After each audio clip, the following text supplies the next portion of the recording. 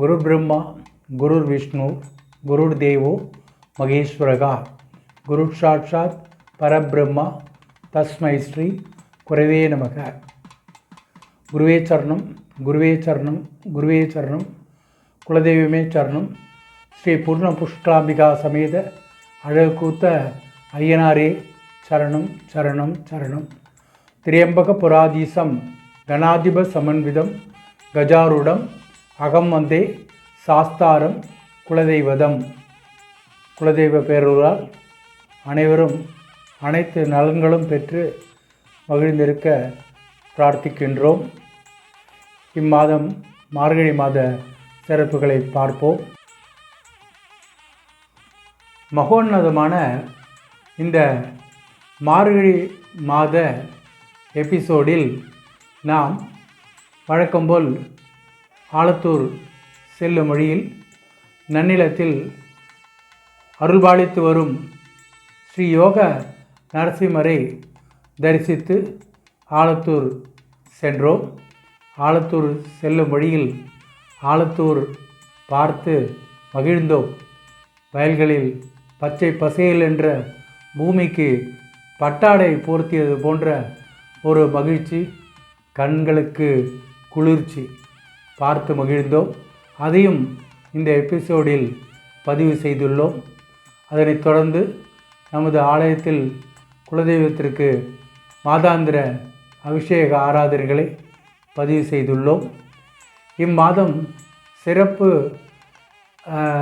சிறப்பாக காரைக்கால் சேர்ந்த டெல்லி சிவாச்சாரியார் என்று அழைக்கப்படும் திரு சுந்தரமூர்த்தி சிவாச்சாரியார் அவர்கள் எங்களுடன் இருந்து எங்களுக்கு இம்மாத வழிபாட்டில் உறுதுணையாக இருந்துள்ளார்.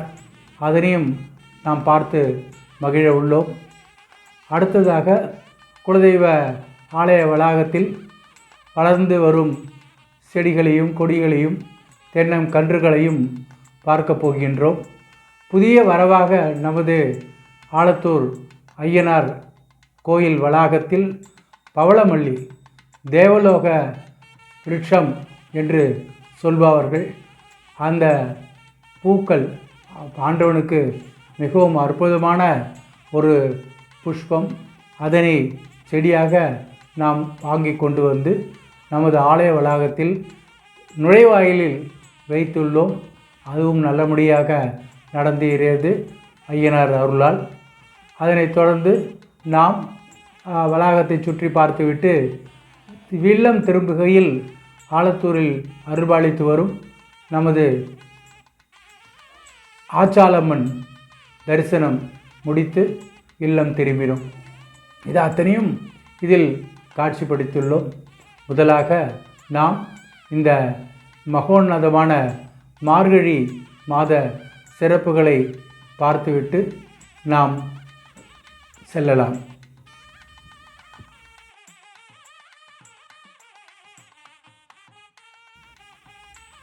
மகோன்னதமான இந்த மார்கழி மாதத்தை பற்றி குறிப்பிடுகையில் பகவத்கீதையில் ஸ்ரீ கிருஷ்ண பகவான் மாதங்களில் நான் மார்கழி என்று கூறியதன் அடிப்படையில் இம்மாதத்தின் சிறப்பினை நாம் அறியலாம்.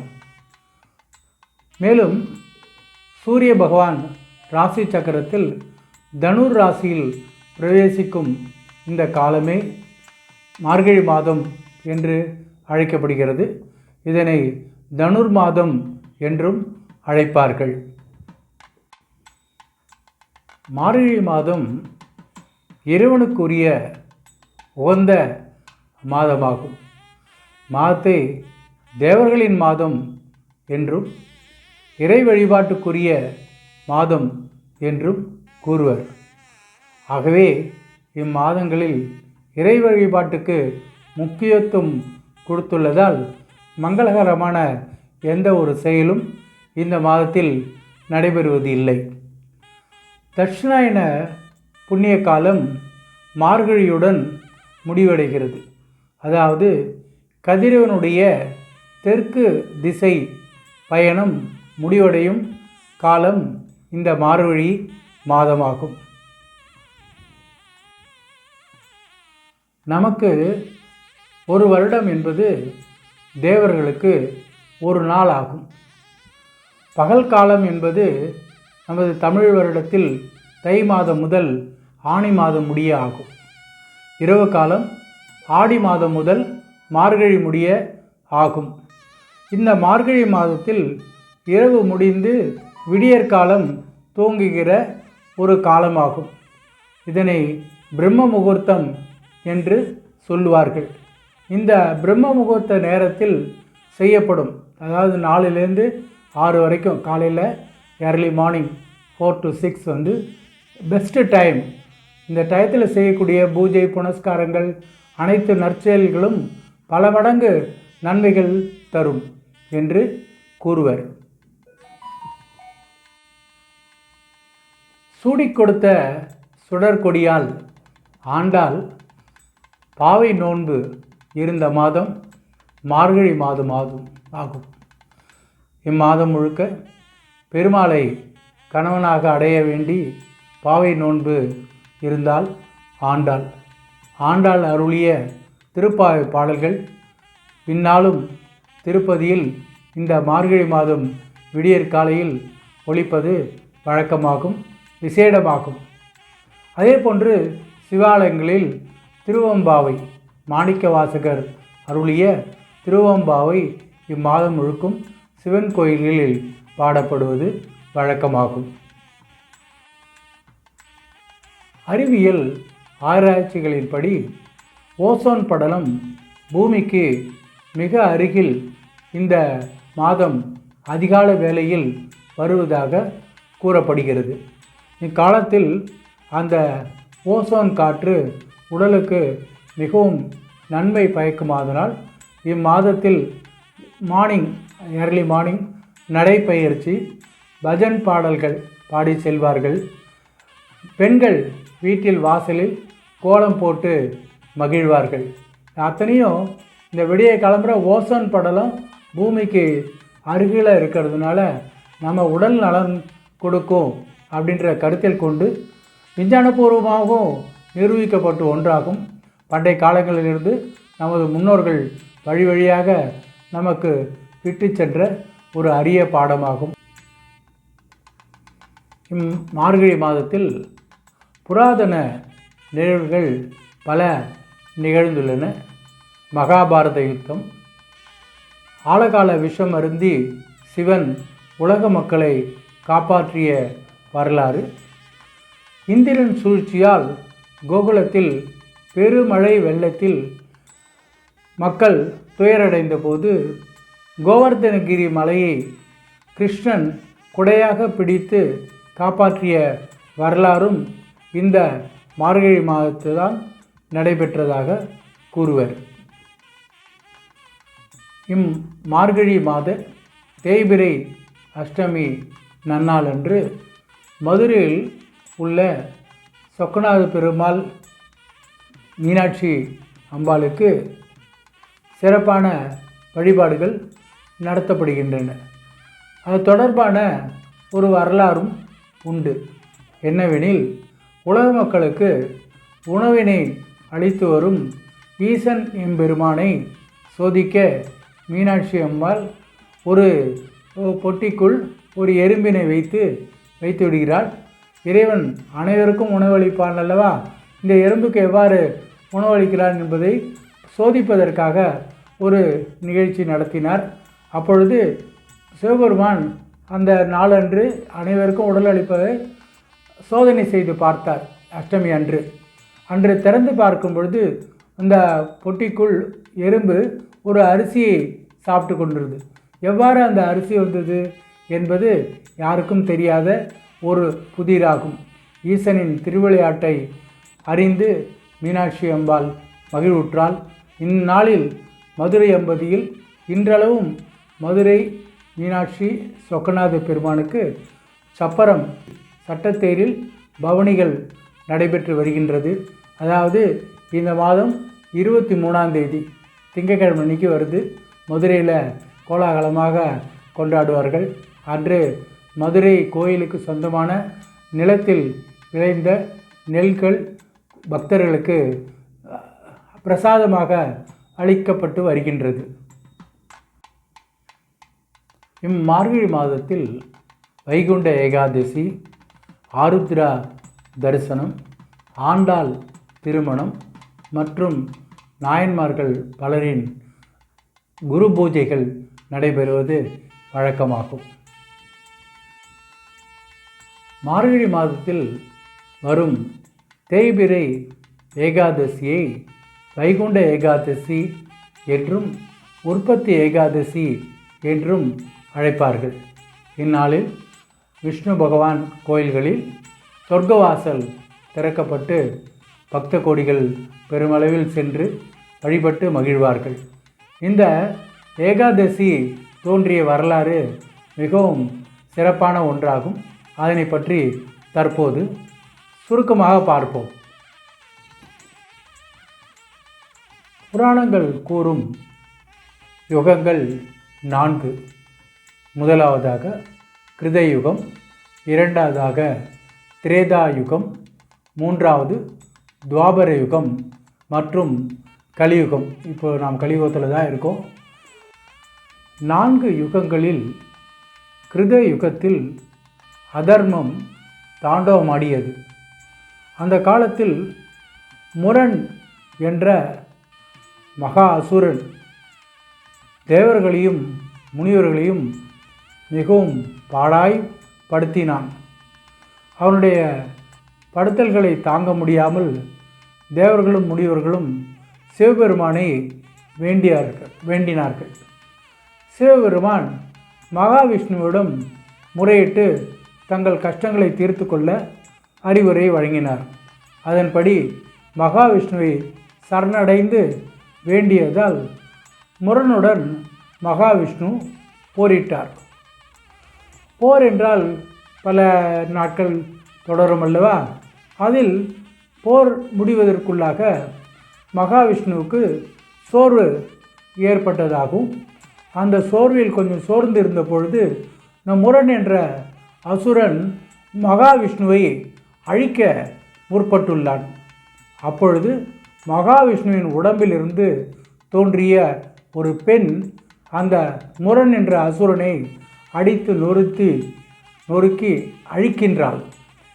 விஷ்ணு பார்த்து, ஆகா, இந்த பெண் மிகவும் அருமையாக போரிட்டு வென்றுள்ளாளே, இவளை என்ன என்று அழைப்பது? இவளுக்கு ஏகாதசி என்று பெயர் வைக்கலாம் என்று நினைத்து அவளுக்கு ஏகாதசி என்ற பெயரை இட்டாள். இதுதான் முதலில் தோன்றிய ஏகாதசி. திதிகளில் 11வது திதியாக வரும் ஏகாதசி. இந்த முதலில் தோன்றிய இந்த ஏகாதசி நாள் அன்றுதான் விஷ்ணு பகவான் தன்னுடைய பக்தர்களுக்கு இந்நாளில் விரதம் மேற்கொண்டு தன்னை தரிசிப்பவர்களுக்கு வைகுண்ட பதவி அளிப்பதாக உறுதி கூறியுள்ளான். ஆகவே இந்நாளை வைகுண்ட ஏகாதசி என்று அழைப்பார்கள். இந்நாளில் பெருமாள் கோயில்களில் சொர்க்கவாசல் திறப்பார்கள். சொர்க்கவாசல் வழியாக பக்தர்கள் சென்று பெருமானை வழிபட்டு வைகுண்ட பதவி அடைவார்கள் என்பது கூறப்படுகிறது. இந்நாள் இந்த மாதம் 26ஆம் தேதி வியாழக்கிழமை அன்று வருகின்றது. மார்கழி மாதத்தில் திருவாதிரை நட்சத்திரமும் பௌர்ணமியும் சேர்ந்து வரும் நன்னாளில் ஆருத்ரா தரிசனம் சிவாலயங்களில் சிறப்பாக நடைபெறுவது உண்டு. சிவபெருமானுக்கு இந்த புது ஆண்டில் போகி பண்டிகை அன்று இந்த ஆருத்ரா தரிசனம் வருகின்றது.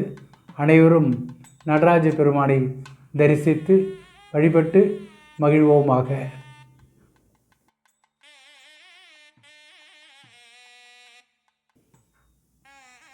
முதலாவதாக நாம் நன்னிலம் ஸ்ரீ யோக நரசிம்மரை தரிசித்து நமது ஆலத்தூர் செல்வோம்.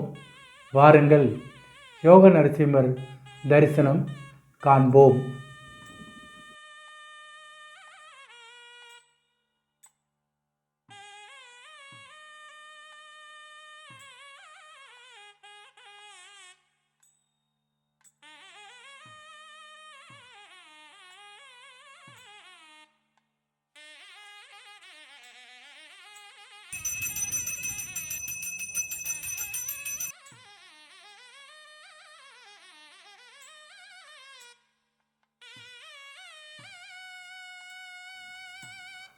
என்ன மெய் அன்பர்களே, நன்னிலம் யோக நரசிம்மர் தரிசனம் கண்டு மகிழ்ந்திருப்பீர்கள்.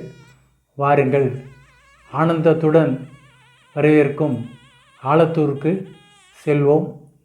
வாருங்கள், வயல்வெளிகளை பார்த்து பச்சு பசேல் என்று பட்டாடை போர்த்தி உள்ள நமது ஆலத்தூர் பூமி உங்களை அன்புடன் வரவேற்கிறது.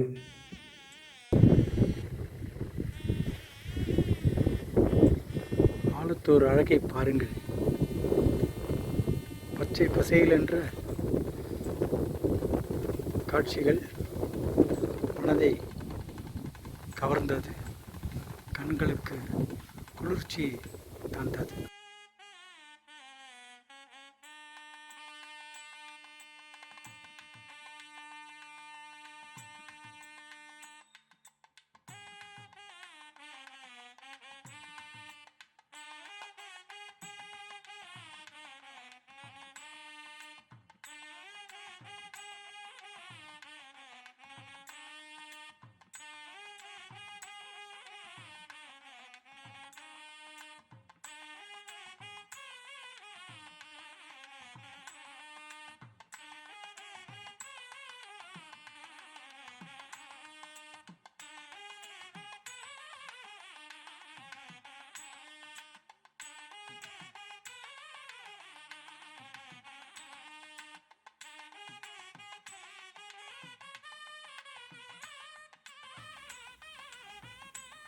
என்ன மெய் அன்பர்களே, ஆலத்தூர் அழகை ரசித்தீர்களா? இப்பொழுது நாம் நமது குலதெய்வத்து கோயிலுக்குள் வந்துள்ளோம். இன்று நான் முன்னரே சொன்னது போன்று காரைக்கால் டெல்லி சிவாச்சாரியார் என்று அழைக்கப்படும் நமது பாசமிகு சுந்தரமூர்த்தி சிவாச்சாரியார் அவர்கள் நமக்கு இம்மாத முதல் நாள் அன்று அர்ச்சனை அபிஷேக ஆராதனைகளுக்கான சங்கல்பத்தை செய்து வைத்தார். கிராமவாசிகளுக்கும் குலதெய்வக்காரர்களுக்கும் மன அமைதியும் நலன்கள் யாவும் பெற்று மகிழ்வுடன் வாழ பிரார்த்தித்தோம். சங்கல்பம் மகா சங்கல்பம் செய்து வைத்தார் திரு சுந்தரமூர்த்தி சிவாச்சாரியார் அவர்களுக்கு நாம் என்றென்றும் நன்றி கடன் பட்டுள்ளோம்.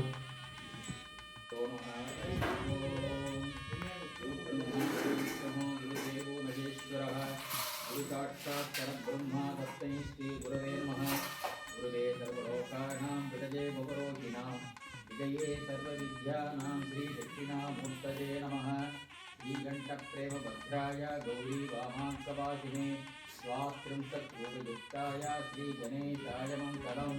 ॐ शुक्लाम्बरधरं विष्णुं शशिवर्णं चतुर्भुजं प्रसन्नवदनं ध्यायेत् सर्वविघ्न उपशान्तये। प्राणानायम् नमो भक्ताय परमेश्वर आज्ञाः परमेश्वर प्रीत्यर्थं भाग्यां शुभे शोभने पूर्ते आद्य ब्रह्मादीयपराते वेदवराकल्पे अष्टाविंशति तमे कलियुगे प्रथमे भागे दुःखोद्दीपे भारतवर्षे वरदखण्डे मेरोः दक्षिणे पार्श्वे सकाप्ते अस्मिन् वर्तमाने व्यवहारिके प्रतिपादित्याः संवत्सराणां मध्ये मङ्गलकर शिरोधिनाम संवत्सरे दक्षिणायने हेमन्त ऋतौ धनुर्मासे कृष्णपक्षे प्रथम्यां शुभदितो वासरः विद्युवासर संयुक्तायां आरुद्रानक्षत्र संयुक्तायां शुभनक्षत्र शुभयोग शुभकर्ण सकल विशेषेण विशिष्टायाम् अस्याम् अस्य देवदेवस्य महादेवस्य श्री अखिलाण्डकोटि ब्रह्माण्ड नायकस्याः सिद्धिस्थिति संहार तिरोभाव अनुग्रह पंचकृत्य परायणस्याः श्री मनोन्मणियम्बा समेत शाम्ब परमेश्वरस्य कुमारस्याः अकार उकार मकार ओंकार स्वरूपस्य श्री महागणपति अनुग्रहेण च पूर्ण पुष्कलाम्बिका समेत अळगु பூத்த ஐயனார் விதி நாம அலங்கிருத குலதெய்வதாக அனுக்கிரக கிருபாகடாட்ச சித்தி துவாரா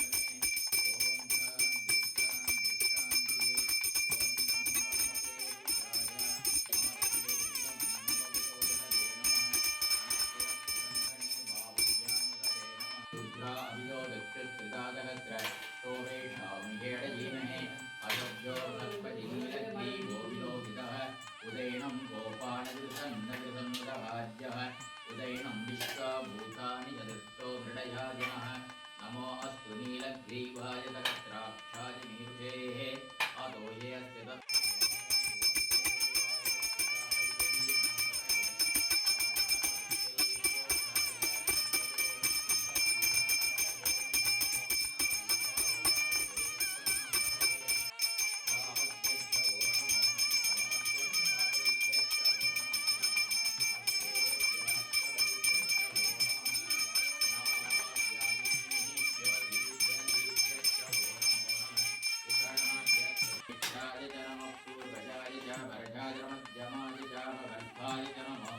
जगन्याय च मुद्रियाय च नमः शोभ्याय च प्रजिसत्याय च नमो याम्याय च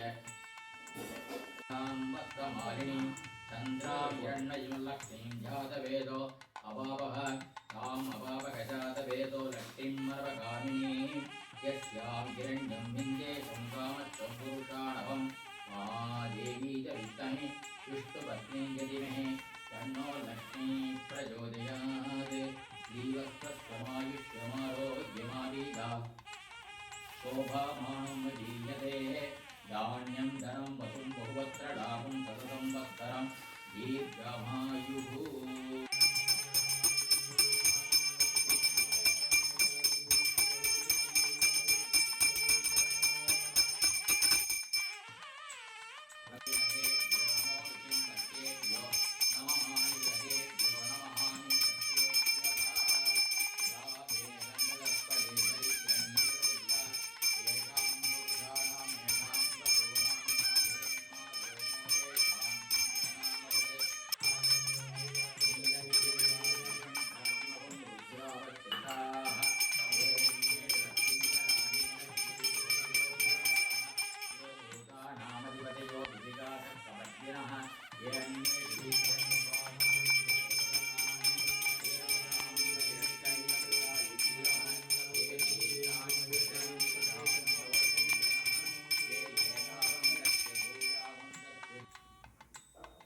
என்ன மெய் அன்பர்களே, அபிஷேகங்களை பார்த்து மகிழ்ந்தீர்களா?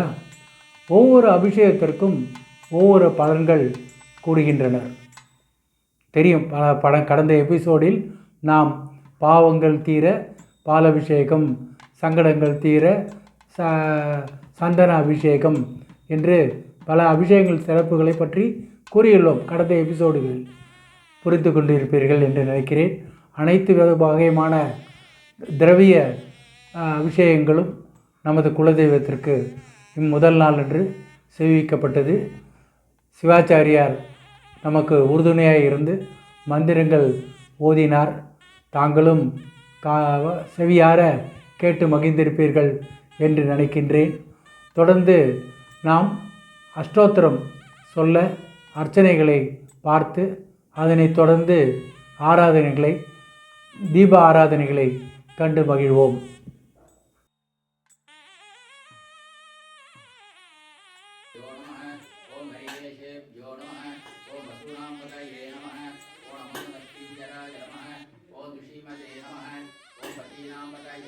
ओम नमः ओम जन्मानिभ्यश्च नमः ओम गो नमः तन्वाणेभ्यो नमः ओम विदधानेभ्यश्च नमः ओम गो नमः यच्छद्भ्यो नमः ओम विदधभ्यश्च नमः ओम गो नमः नमोऽस्यभ्यो नमः ओम विद्यद्भ्यश्च नमः ओम गो नमः व्याधिनीभ्यो नमः ओम विविद्यन्तीभ्यश्च नमः ओम गो नमः नमो उगणाभ्यो नमः ओम दृगङ्गतीभ्यश्च नमः ओम गो नमः नमो विद्येभ्यो नमः ओम लक्ष्मपतिभ्यश्च नमः ओम गो नमः ओम बुद्धियाय च नमः ओम नमः शोभ्याय च नमः ओम प्रतिसद्याय च नमः नमो याम्याय च नमः ओम क्षेम्याय च नमः ओम नमो उर्वर्याय च नमः ओम कल्याय च नमः ओम नमः श्लोभ्याय च नमः ओम अवसान्याय च नमः नमो वन्याय च नमः ओम कक्षाय च नमः ओम नमः श्रवाय च नमः ओम प्रतिश्रवाय च नमः ओम आशुषेणाय च नमः ओम आसुरदाय च नमः ओम नमः शूराय च नमः ओम अपविन्दते च नमः ओम नमो वर्मिणे च नमः ओम वरुदिने च नमः नमो विल्मणे च नमः ओम कवचिने च नमः ओम नमः सुधाय च नमः ओम सुदर्शेणाय च नमः ओम नमो दुन्दुभ्याय च नमः ओम आगणन्याय च नमः ओम विष्णवे च नमः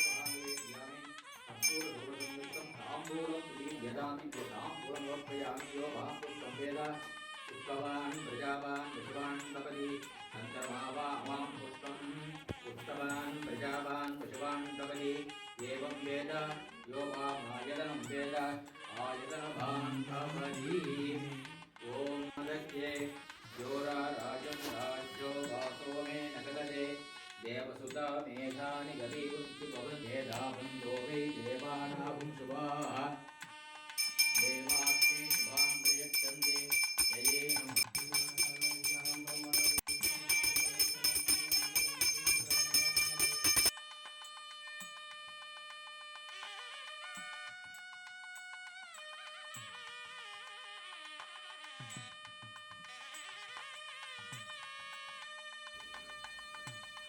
மெய்யன்பர்கள் அனைவரும் ஆராதனை கண்டு ஆனந்தப்பட்டிருப்பீர்கள் என்று நினைக்கிறேன். தொடர்ந்து நாம் ஆலய வளாகத்தில் வளர்ந்து வரும் செடிகளையும் தென்னங்கன்றுகளையும் பார்த்து மகிழ்வோம். அதனுடன் நமது ஆலயத்தின் புது வரவாக வந்துள்ள பவளமல்லி செடி நடும் விழாவினையும் பார்த்து மகிழ்வோமாக.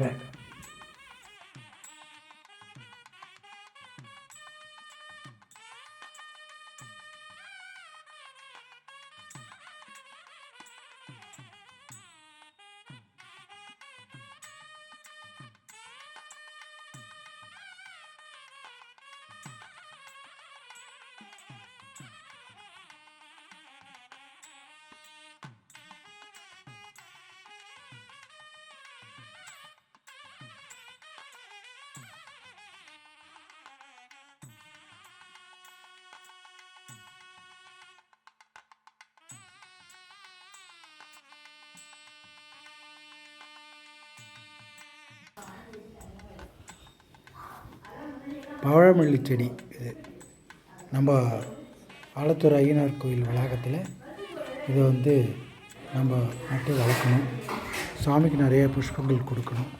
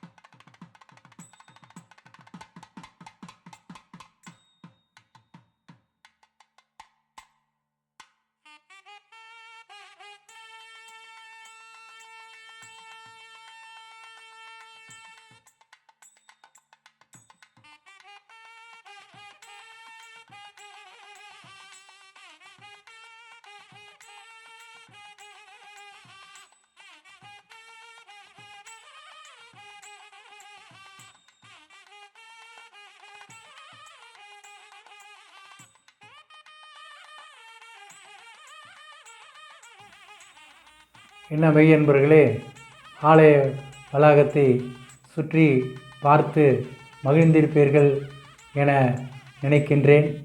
எப்படி உள்ளது கமெண்ட்டில் தெரிவியுங்கள். லைக் போடுங்க, சப்ஸ்கிரைப் பண்ணுங்கள், நண்பர்களுக்கெல்லாம் சொல்லுங்கள். நம்ம ஆலயத்தின் சிறப்பை நீங்கள் தான் எடுத்து சொல்லணும். நீங்கள் தான் எங்களுடைய விளம்பரதாரர்கள் இல்லையா? ஆகவே தயவுசெய்து கண்டு மகிழ்ந்த விவரங்களை கமெண்ட்டில் கொடுக்கவும். தொடர்ந்து நாம் இந்த வழிபாட்டுகளை முடித்துக்கொண்டு நமது ஆலத்தூரில் அருளாட்சி செய்து வரும் ஆச்சாலம்மனை தரிசிக்க சென்று தரிசித்து மகிழ்ந்தோம். அந்த காட்சிகளை இப்பொழுது தாங்களும் பார்க்க பகிர்ந்துள்ளோம்.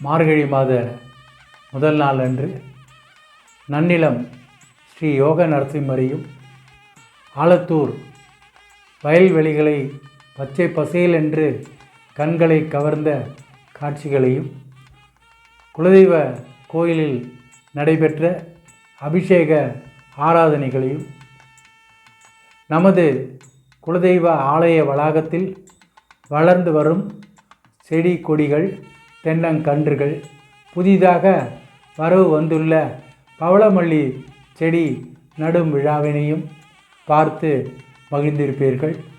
முடிவாக நாம் ஆலத்தூரில் அருளாட்சி செய்து வரும் நமது ஆச்சாள் அம்மனையும் தரிசனம் கண்டு மகிழ்ந்திருப்பீர்கள் என நினைக்கின்றேன். பொதுவாக நாம் மார்கழி முதல் நாள் அன்று மட்டுமல்ல, ஒவ்வொரு மாதமும் முதல் நாள் அன்று நாம் நமது குலதெய்வத்திற்கு வழிபாடுகள் செய்து வருகின்றோம் என்பது அனைவரும் அறிந்த ஒன்றே. நாம் முன்னரே கூறியது போன்று தாங்கள் தயவுசெய்து ஏதாவது ஒரு மாதத்தில் கலந்து கொண்டு சிறப்பிக்க அன்புடன் வேண்டுகின்றேன். மகிமைகளும் பெருமைகளும் நிறைந்த இந்த மார்கழி மாதம் தங்களுக்கும் தங்கள் குடும்பத்தினர் அனைவருக்கும் மன மகிழ்ச்சி பூத்து குலுங்கும் நன் மாதமாக அமைந்திட எல்லாம் வல்ல இறைவனை பிரார்த்திக்கின்றேன். மேலும் இந்த ஆண்டு முடியும் தருவாயில் உள்ளோம். இந்த ஆண்டு முடிந்து புது ஆண்டு பிறக்க உள்ளது, ஆங்கில புத்தாண்டு. ஸோ அனைவருக்கும் எனது advance wishes for A very happy new year 2025. Okay, ரொம்ப சந்தோஷமாக இருக்குது. அனைவரும் நலன்கள் யாவும் பெற்று சந்தோஷமாக வாழ எல்லாம் வல்ல நமது குலதெய்வத்தை பிரார்த்தித்து மகிழ்கின்றேன். சர்வே ஜனாகா சுகினோ பவந்து, சமஸ்தலோகா சுகினோ பவந்து. நன்றி, வணக்கம்.